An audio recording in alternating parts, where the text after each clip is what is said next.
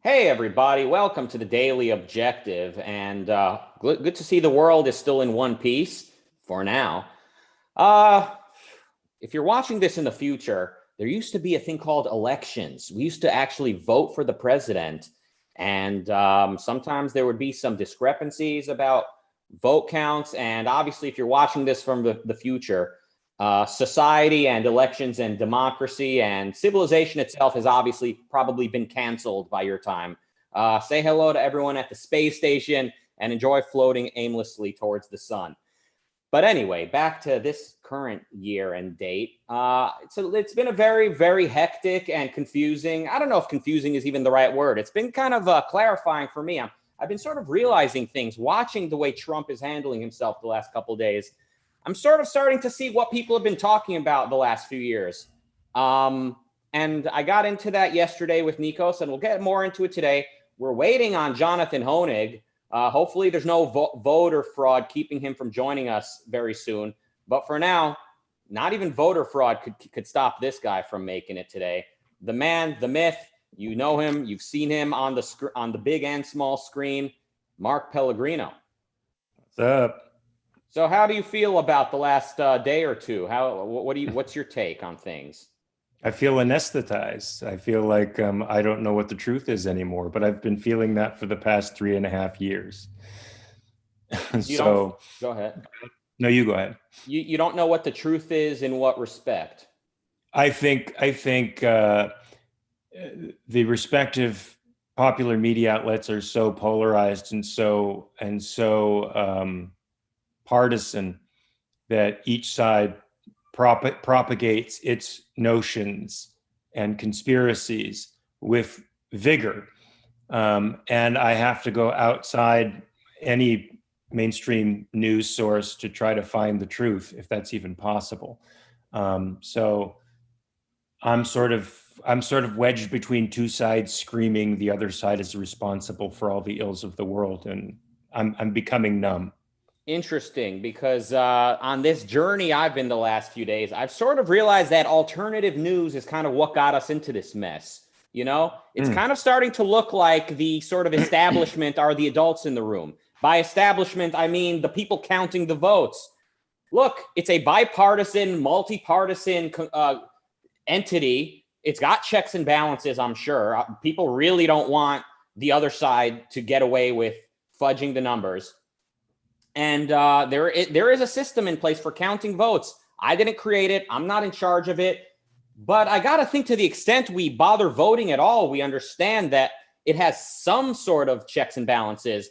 And the minute that anytime Biden gets one vote, what I see on Twitter is people acting like literally the panelists and pundits working at MSNBC and the Young Turks and Huffington Post are literally the same people counting votes and deciding which ones get thrown into the trash and which ones get counted. It's just All right, you're acting as if that's a completely unreasonable assumption. And is it completely unreasonable? what evidence is there that leftists are in charge of counting votes? Well, leftists are in charge of educational institutions that sort of determine language, determine our notions of right and wrong, our essential ethics, and they've been dictating the language that we all use now. So why is it entirely presumptuous to assume that a vote counter might not be animated by prejudice, think that prejudice is completely okay given their ethical framework, which they've been learning from kindergarten to 12th grade and beyond? Because a vote counter, an individual vote counter, does not have the autonomy to just decide who the next president is. There are people watching the people counting. There are people watching the people watching. My point is, if there's anything systemic in our country, it's a systemic dissemination of ideas and values. That to me is a fact. And you mean to tell me that somebody can't be animated by those ideas to put their fingers on the scales? I don't know. Is it reasonable to say that a Republican poll watcher should be 6 feet away from the action as opposed to 25 feet away? Is that a reasonable argument to make? It may be. Can you see what's going on from 25 feet as well as you can see it from 6 feet? If there's issues with that, fine. I understand. I mean, are you learned on what takes place in these vote counting places? Because the first time I heard about this 6 feet versus 20 feet was today. And I'm not sure that all vote counting places around the country have this 20-foot distance. I mean, I'm sure that one of the things that I like about our system, it's a federalist system. So states have different standards about that kind of thing. I think this was with respect to Philadelphia, right? Wasn't this a controversy in Philadelphia, whether they should be allowed to stay within 25 or? It just seems like a very selective detail that people are zooming in on. And this is what I see on social media. And by the way, we've got a Republican majority in the Senate or the Congress? Which one is it? The House? The Republicans apparently can slip through this very intensely leftist run vote counting system and completely set it up so that Biden won't be able to pass anything without an executive order. Like he won't be able to pass anything through the House. But these same people who are letting the House become Republican are creating millions upon millions of votes in Biden's favor, and it's all fake. I mean, we got to be realistic. We can't just accept any arbitrary claim made by anyone on Twitter who feels it's all feeling. When there's no evidence, it's feeling to just say any vote for Biden is fake and any vote for Trump is legitimate. Certainly that's just feeling. But I'm not sure that all of the specific cases are necessarily wrong. You have to show me that they are. I mean, you have to show me that any voter fraud, when I see like a dead person voted from someone who's been dead for 10 years, that you look them up according to a tweet, you look them up and that person voted. Again, there's no verification process to know if this tweet is based on fact, but let's say it's true. How do we know they voted Democrat? Like, I mean, anytime there's the allegation of voter fraud, it's just presumed, Democrats are puppet masters. But these same Republicans who have become the party of Alex Jones, in my opinion, who have become the party of conspiracy-minded people who see a conspiracy, and every time a shadow passes by, these are the same people. They would never dream of faking a vote. The people who think that every Democrat is Hitler, who think that every Democrat is going to send us all into re-education. Wait! I thought it was Democrats who also thought that Republicans were all racist, sexist, misogynist. Yes, misogynist, and Trump was the equivalent of Hitler. So there's hyperbole everywhere. That's why I'm saying I'm numb to it. I've been battered over the head by conspiracies from the left and conspiracies by the right, and I don't give a fuck anymore. I'm not saying that Democrats don't act hyperbolic either. I'm saying when it comes to counting votes, why do people just assume any voter fraud must be in the Democrats' favor? I think because they've been openly ends justify the means. Of course you can't paint everybody with a broad brush, but the militant partisans have been ends justify the means. Ethics guided by that type of ethics. So it's not unreasonable to presume that they'd put their fingers on the scales. And the media that's in the bag with the left has been putting their fingers on the scales. They've refused to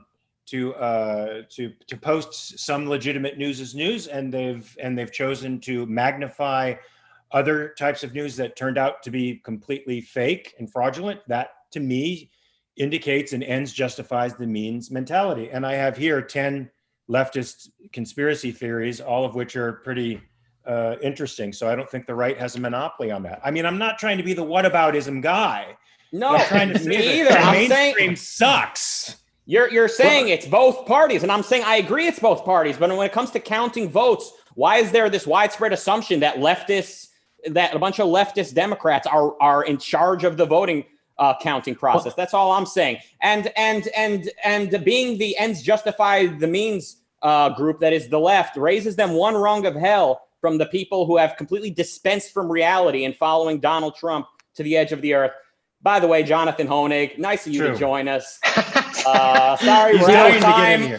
We're out of time, Jonathan, but you look great. Okay, Jonathan, how do you feel about that? Thanks, Rucka. No, and thanks for having me as well. I mean, I share your frustration, Rucka. Mark just mentioned something about putting one's thumbs on the scale to favor the Democrats or the favor of the Republicans. And, implied in that is the assumption that there's a difference, right, between, and Rucka, what I think you're identifying, I'm hearing is that same tribalism that says the ends justifies the means, as long as so-called my side wins, then throw truth out the window, throw reason out the window, throw reality out the window. And, there's often this association with Ayn Rand with Republicans. Now, if you know anything about Ayn Rand, the person, she spoke out against conservatives going back, I believe, to the 1960s, certainly the 1970s. She did not vote for Ronald Reagan. So she's kind of refuted and put off a lot of those characterizations. But I think from my perspective, to be an objectivist is to be an independent thinker. It's not to be on the right or the left. I don't think those things mean any, especially times like this, when what you should want, in my mind, is to get an accurate count. We always say, you can't fake reality. And on some level, if someone gets into office based on fraudulent means, I mean, it's always going to haunt them. And it's always, I think, going to haunt their presidency or there's some leadership. So no matter what side you're on right now, what we should want is an accurate, realistic count. And then, let the chips fall where they may. That's my POV. I agree. Does that include court cases? Does that include taking recounts? Does that include some of the stuff that this boorish egomaniac Trump will be certainly pushing in the future? Well, I'll just say, Mark, I was up, as many of us were, I think, overnight watching the election results. And, when the president started talking about how, I think it was, in the middle of the night, this is a fraud, there's election fraud going on. And you saw the markets just plummet. Now, Joe Biden, and for the record, I didn't vote for the president or Joe Biden. Joe Biden talked, from what I heard, about essentially confidence in the system, let the system pay out. And, our founders were so brilliant. I think they foresaw a lot of that in the way that they structured this economy. So, don't let one's allegiance be to this side or that side. Let your allegiance be to Americanism and be to your own perspective. And know, I think we're strong enough to survive either Joe Biden or Donald Trump as president. I think the American sense of life is still that strong. So we should want the truth. And Mark, I guess, quick answer to your point, there'll be court cases for sure. There was in 2000 as well. But when something is decided, accept it and move on and truly get this country back on track. That's true, yeah. And I wonder if Trump has the at least the civility that Gore had to let it go at a certain point. Let's hope he has that. Mm-hmm.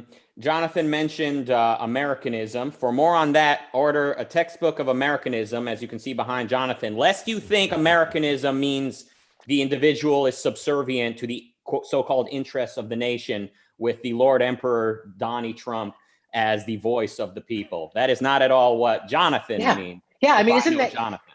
Ideally, I mean, you'd think politics shouldn't play such a huge role in our life. I mean, the beauty of the country is that the role of government is very delimited in a rational society. There's not much that they can do.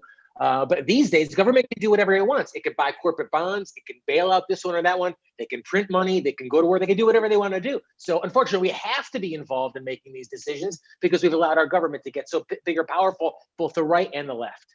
And the way to change America is to study philosophy and to understand what it means to know what reality is and how do I know it, and what is the relationship between my mind and everything that exists. And that is philosophy. And you can see what happens when people don't have that. So seeing Trump sort of declare victory on election night was sort of like the final piece of the puzzle for me, that it took me this long to really, really grasp kind of what freaks people out about Trump so much. Now, not all people who hate Trump hate him for the same reasons that I currently hate him, but I'm finally getting it. Why people were calling him the conspiracy president, why people were so upset by his temperament.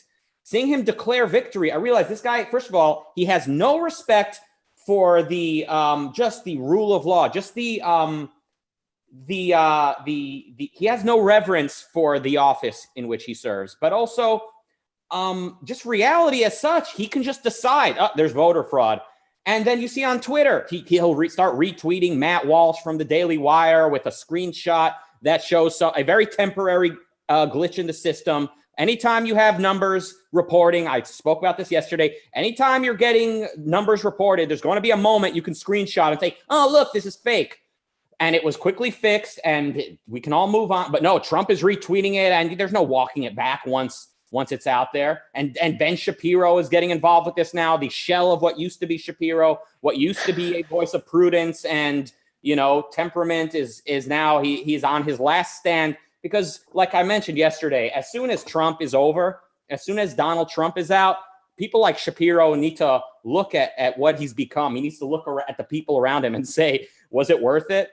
But again, the point I'm making is just anytime people just decide there's voter fraud, they just run with it. So what role does reality play if people have their mind made up? What does voter fraud even mean if you get to just declare that it exists without finding any evidence? What I hear you making, Rucka, is this what Rand talks about: primacy of consciousness and primacy of existence, right? And I mean, Rand touched on all this and all these issues in so many interesting ways. And you probably are better skilled at defining this than I am, but primacy of consciousness is basically saying whatever the world is what I make up in my own head. And if I believe it to be true, it is true. Primacy of existence, which objectivism obviously subscribes to, says, no, the world exists out there. It is A is A, it is what it is. And I've observed exactly what I've said many times with the president. It's almost like he keeps telling himself something and believing that it ultimately will become a fact. And it's not. So exactly that primacy of existence.